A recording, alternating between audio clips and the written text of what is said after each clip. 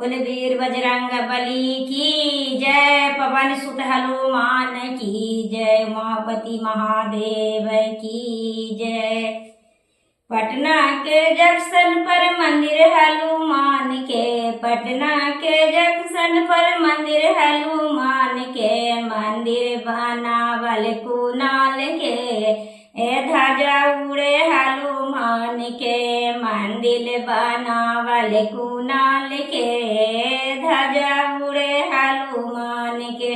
सोने सुराही गंगा जल पानी, सोने सुराही गंगा जल पानी, चरना धोलायम श्री राम के, ध्वजा उड़े हनुमान के, चरना धोलायम श्री राम के, ए ध्वजा उड़े हनुमान के, मंदिर बनावल कुणाल के, ध्वजा उड़े हनुमान के।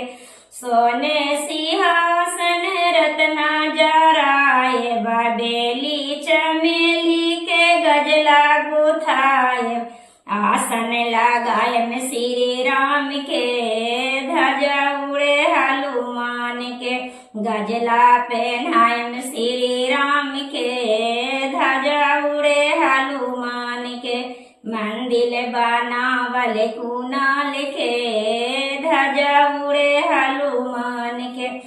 सोने के थाली में लड्डुआ भराए, सोने के थाल में लड्डुआ भराए, भोगवा लगायम श्री राम के, ध्वजा उड़े हनुमान के, भोगवा लगायम श्री राम के, ध्वजा उड़े हनुमान के, मंदिर बनावल कुणाल के, ध्वजा उड़े हनुमान।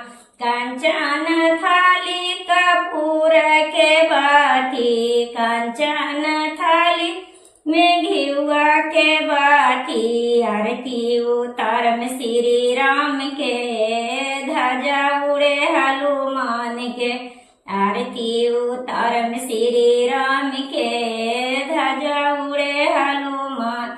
घरे घरे जाए सखिया बोलाए, घरे घरे जाए सखिया बोलाए, भजन सुनायम श्री राम के, ध्वजा उड़े हनुमान के, भजन सुनायम श्री राम के, ध्वजा उड़े हनुमान के, मंदिर बनावल कुणाल के, ध्वजा उड़े हनुमान।